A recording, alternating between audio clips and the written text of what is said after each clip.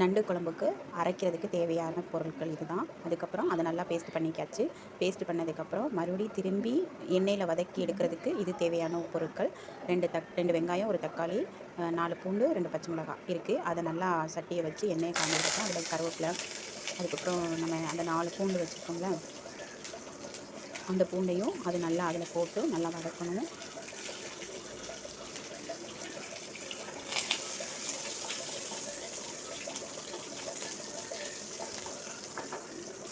அதுக்கப்புறம் நம்ம நறுக்கி வச்சுருக்கோம்ல வெங்காயம், அதையே நல்லா போட்டு வதக்கிக்கிறணும்.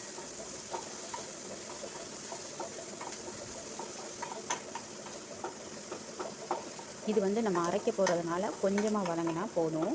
ஏன்னா நம்ம தான் மிக்சியில் போட்டு அரைச்சி பேஸ்ட் மாதிரி எடுத்துருவோம்ல, அதனால் வந்து லைட்டாக வதங்கினா போதும்.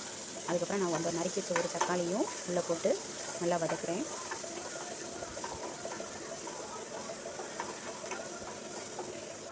பாருங்கள், ஓரளவுக்கு வதங்கிருச்சு. அதை ஆற வைக்கிறதுக்காண்டி தட்டில் எடுத்து வச்சுருக்கேன். இதை வந்து ஆறினதுக்கப்புறம் பேஸ்ட் பண்ணிக்கிறோம். அதுக்கப்புறம் நம்ம நண்டு இருக்குல்ல, அதை எடுத்து நம்ம ஏற்கனவே பேஸ்ட் பண்ணி வச்சுருக்கோம்ல, அதை வந்து உள்ளே போட்டு நல்லா பெரட்டி கொஞ்சம் நேரம் ஒரு 10 நிமிஷம் ஊற வச்சுக்கிறணும். அரைச்சி வச்சுருக்கோம்ல பேஸ்ட்டில் கொஞ்சமாக எடுத்து அதை வந்து நண்டு இதில் போட்டு நல்லா பெரட்டி வச்சுக்கிறணும். அப்புறம் நம்ம குழம்புக்கு யூஸ் பண்ணுவோம்ல மிளகாப்பொடி, அதை நம்ம 2 ஸ்பூன் எடுத்துக்கலாம். இந்த நண்டுக்கு 2 ஸ்பூன் போட்டால் போதும் குழம்பு பொடி. அப்புறம் நம்ம அரைச்சி வச்சுருக்க பேஸ்ட் வந்து ஆறிடுச்சு. அதை நல்லா மிக்சியில் போட்டு அரைச்சி பேஸ்ட் மாதிரி எடுத்து வச்சுக்கலாம். பேஸ்ட் வச்சு அதுக்கப்புறம் மறுபடியும் திரும்பி பூண்டும் இஞ்சியும் கொஞ்சோண்டு கசகசா போட்டு அரைச்சி அதையும் தனியாக ஒரு பேஸ்ட் பண்ணி வச்சுக்கிறணும். அதுக்கப்புறம் குழம்பு வைக்கிறதுக்கு சட்டியை வச்சு அதில் பெருஞ்சீரகம், அதுக்கப்புறம் பட்டை, இலை, அதெல்லாம் ஏலக்காய் அதெல்லாம் போட்டு 2 பூண்டை நல்லா தட்டி போடணும். அதில் கொஞ்சோண்டு கருவேப்பிலை போட்டு நல்லா வதக்கிக்கிடணும். அதுக்கப்புறம் நம்ம நறுக்கி வச்சுருக்க 2 வெங்காயம் எடுத்து நறுக்கினா போதும். அதையும் நல்லா எண்ணெயில் வதக்கிக்கணும்.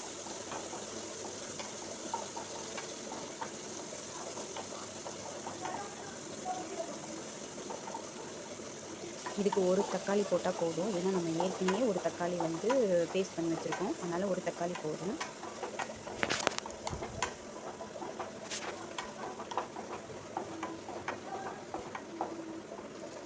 இது வதங்கிறதுக்கு தேவையான அளவுக்கு உப்பு போட்டு அதையும் கொஞ்சம் நல்லா வதக்கி எடுத்துக்கணும்.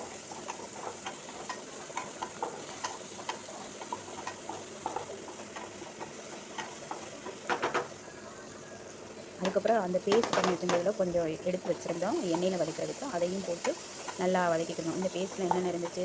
சீரகம், பெருஞ்சீரகம், 4 வெள்ளைப்பூடு, மிளகு, மஞ்சள், இதெல்லாம் தான் நம்ம வச்சு அந்த பேஸ்ட் பண்ணோம். கொஞ்சோண்டு கருவேப்பிலை. அதுக்கப்புறம் நம்ம பேஸ்ட் பண்ணி வச்சுருந்தோம்ல, அதையும் போட்டாச்சு. என்னென்ன வெங்காயம், தக்காளி அதெல்லாம் நம்ம பேஸ்ட் பண்ணி வச்சுருந்தோம்ல, அதையும் நம்ம நல்லா போட்டு எண்ணெயில் வதக்கிக்கிறணும். இஞ்சி பூண்டு பேஸ்ட் பண்ணி வச்சுருந்தோம்ல, அதையும் எண்ணெயில் போட்டு வதக்கிக்கிறணும்.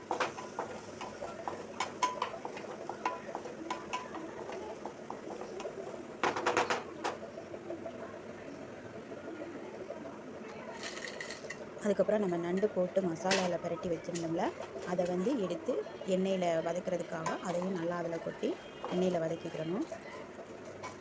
பேஸ்ட்டோடு நல்லா பெரட்டி விடணும். அந்த கீழே இருக்கிற மசாலா அதில் படுற மாதிரி பேஸ்ட்டோடு பெரட்டி நல்லா வைக்கணும். அதுக்கப்புறம் வந்து கொஞ்சோண்டு கரம் மசாலா, கொஞ்சோண்டு மிளகாப்பொடி, 1 ஸ்பூன் போட்டால் போதும். அப்புறம் தேவையான அளவுக்கு தண்ணி. நான் வந்து 2 செம்பு தண்ணி தான் ஊற்றிருக்கேன். அதுக்கப்புறம் வந்து மறுபடியும் ஒரு குழம்பு பொடி வந்து 2 ஸ்பூன் போடணும்.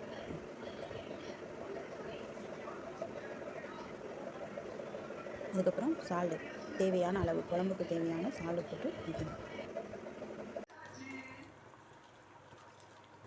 அந்த இதில் நல்லா கிளறி விடுங்க. கிளறி விட்டதுக்கப்புறம் நல்லா டேஸ்ட்டாக இருக்கும். நல்லா குழம்பு கொதிக்கட்டும். அந்த குழம்பு கொதித்ததோடு நெய் இருந்துச்சுன்னா அதில் நீங்கள் 2 ஸ்பூன் ஊற்றுனீங்கன்னா சூப்பராக இருக்கும். அது நல்லா குழம்புல கலக்கி விட்டுட்டு